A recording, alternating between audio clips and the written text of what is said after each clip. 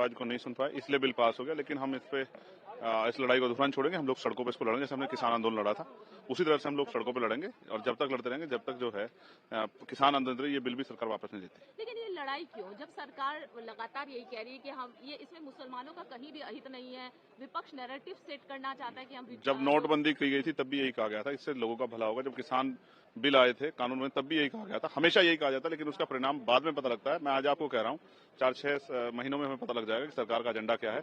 इसलिए क्योंकि bill constitution के अगेंस्ट में है, संविधान विरोधी, इसलिए हम लोग और मुसलमानों के खिलाफ है, इसलिए फिर भी हम अपनी बात को सड़क पर जाकर रखेंगे। आज हमने पार्लियामेंट में रखी है, अब हम सड़क पर जाकर अपनी बात जनता के बीच में रखेंगे। इनसे मिलिए, ये है नगीना क्षेत्र के सांसद चंद्रशेखर आजाद, जो अपने आप को गरीब दलित पिछड़ों का मसीहा कहते हैं। इन्हें उस वक्त बिल की चिंता है जिसका इस देश की तरक्की में, इस देश के दलित पिछड़ों और मजदूरों की वृद्धि में महत्वपूर्ण योगदान नहीं है, जिसके लिए ये आंदोलन करना चाहते हैं। लोगों के बीच जाकर अपने विचारों को रखकर उन्हें इस बिल के प्रति प्रेरित करना चाहते हैं, और वहीं इनके जहन में बिजली के निजीकरण के प्रति कोई विचार नहीं, जिसका गलत प्रभाव न सिर्फ केवल दलित पिछड़ों पर बल्कि भारत के 90% जनता पर पड़ने वाला है।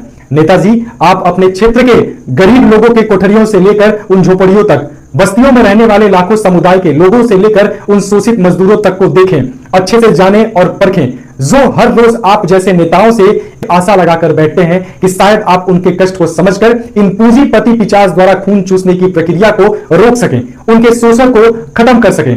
ये गरीब दलित जनता, मजदूर, पिछड़े आप जैसे नेताओं को अपना बहुमूल्य मत इसलिए देते हैं कि आप उनकी समस्याओं का समाधान निकालें, ना कि धर्म, संप्रदाय, जाति, मजहब के नाम पर बांटकर अपना घटिया राजनीति करें।